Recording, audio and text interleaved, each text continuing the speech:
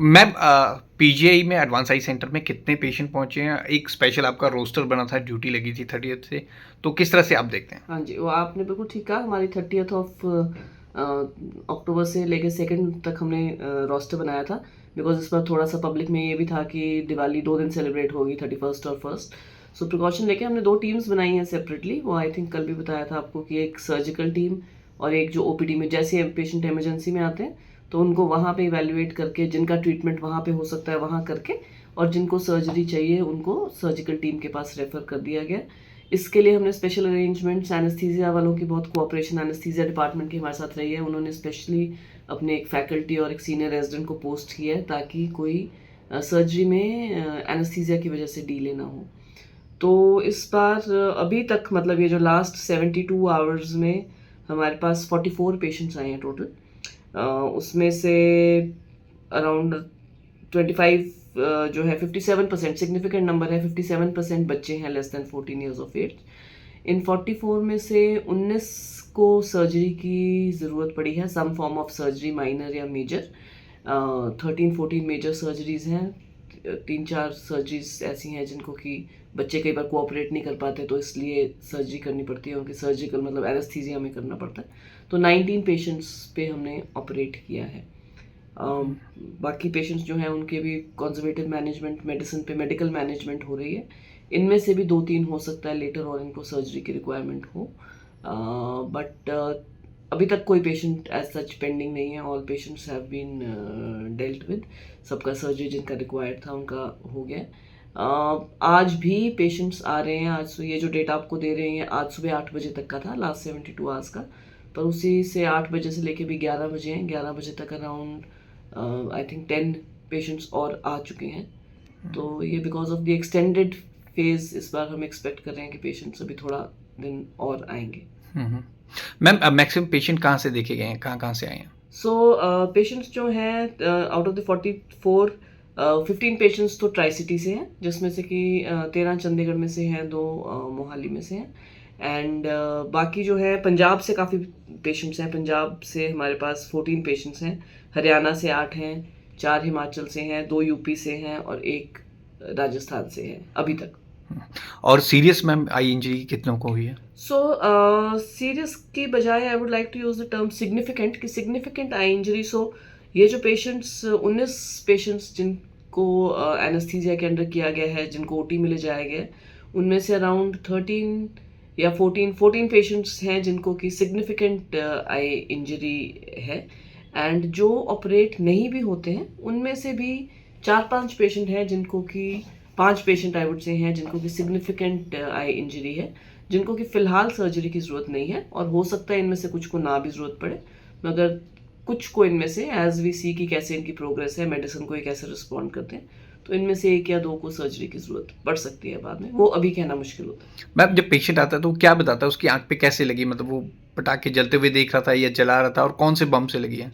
तो ये जो देखा है हमने ट्रेंड, पिछले सालों में भी देखा और इस साल भी वही ट्रेंड बरकरार रहा है कि कम से कम 50 to 60% पेशेंट्स वो होते हैं जो इनोसेंट बाई स्टैंडर्स होते हैं। इस साल भी एग्जैक्टली वही है।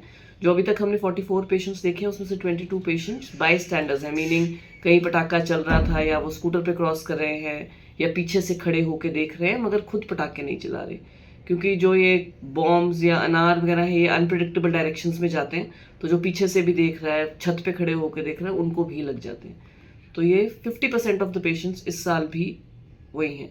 और जो वैरायटी ऑफ ये है क्रैकर्स है, वो हर तरह के क्रैकर्स हैं, कोई तिल्ली बॉम्ब, पुतली बॉम्ब, स्काई शॉट्स, अनार, आलू बॉम्ब, बुलेट बॉम्ब, चक्री से भी कई बार, तो लोग कई बार सोचते हैं कि चक्री और अनार सेफ हैं, तो चक्री और अनार भी कई बार अनएक्सपेक्टेडली एक्सप्लोड कर जाते हैं। सो कॉशन तो हर टाइम पे ही होनी चाहिए मेरे हिसाब से। मैम सबसे छोटा अगर हम बच्चे की बात करें जो जिसको आई इंजरी हुई है, इस एज में कोई ग्रुप में है वो? हाँ, सो सबसे छोटा बच्चा जी हमारा 3 ईयर ओल्ड मेल चाइल्ड है। अब ठीक है सर्जरी के बाद? सर्जरी हो गया है, तो surgery we will try our best जो भी जैसे हो सकता है। तो बाकी तो ऑफ कोर्स थोड़ा सा टाइम के साथ पता चलता है, बट जब जितना जल्दी सर्जरी हो जाता है तो उससे आउटकम तो बेटर होता ही है। सो वी होप कि आउटकम ठीक ही होना चाहिए। मैम 3 साल का बच्चा बहुत छोटा होता है, मतलब वो क्या कर रहा था, मतलब पटाखे जला रहा है? तो अक्सर ऐसा होता है कि वही या तो बाई स्टैंडर्स होते हैं, पेरेंट्स जला रहे हैं, बच्चे आसपास खड़े होते हैं, और कई बार हमारे यहाँ तो अनफॉर्चुनेटली ये भी होता है कि बच्चे अनमॉनिटर्ड होते हैं। ये तो 3 साल वाला तो अनमॉनिटर्ड नहीं होगा, ये तो अनलाइक वही है कि भाई बाई स्टैंडर्ड ही होगा। बट अदरवाइज बच्चे कई बार हम देखते भी, हम अपने सब नेबरहुड वगैरह में देखते हैं कि जो बच्चे हैं वो बिना किसी पेरेंटल सुपरविजन के, कोई बड़ा नहीं है साथ में, खुद चला रहे हैं, कभी बॉटल के अंदर डाल के रॉकेट चला रहे हैं, कभी कवर कर देते हैं। इनफैक्ट एक पेशेंट हमारे पास ऐसा भी इस बार आया है जिसने कि बॉम्ब था और उसके ऊपर कुछ कवर रख दिया ताकि वो ज़्यादा ज़ोर से फटे, यू नो। तो ये सब चीज़ें हैं जिसमें क्या आई थिंक इसमें पब्लिक अवेयरनेस की सबसे ज़्यादा ज़रूरत है कि चलो हमारा दिवाली हमारा बहुत इंपॉर्टेंट फेस्टिवल है, खुशियों का फेस्टिवल है, बट प्रिकॉशन हमको ज़रूर लेनी चाहिए। प्रिकॉशन लेनी चाहिए, बच्चों को अनअटेंडेड ना छोड़ें, कोई भी बॉम्ब को कभी फिर से जलाने की कोशिश ना करें, कोई भी पटाखा है उसको फिर से जाके उसके साथ मेडल ना करें। प्रोटेक्टिव एटलीस्ट आईवेयर ही पहन लें, ग्लासेस कुछ जो प्रोटेक्टिव आते हैं वो पहन लें। तो ये सब प्रिकॉशन अगर हम लें तो द अमाउंट ऑफ इंजरी जो है वो सिग्निफिकेंटली कम हो सकता है।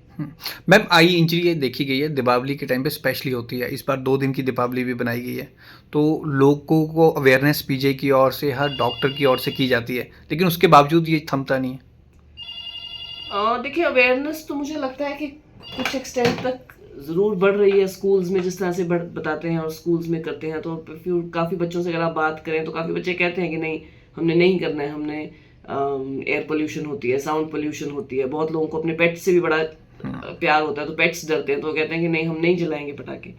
तो वो है, मगर आई थिंक अवेयरनेस स्टिल अभी भी, बिकॉज एक पटाखे जलाना, खुशियाँ मनाना, it's a sign of consider sign of prosperity and good luck.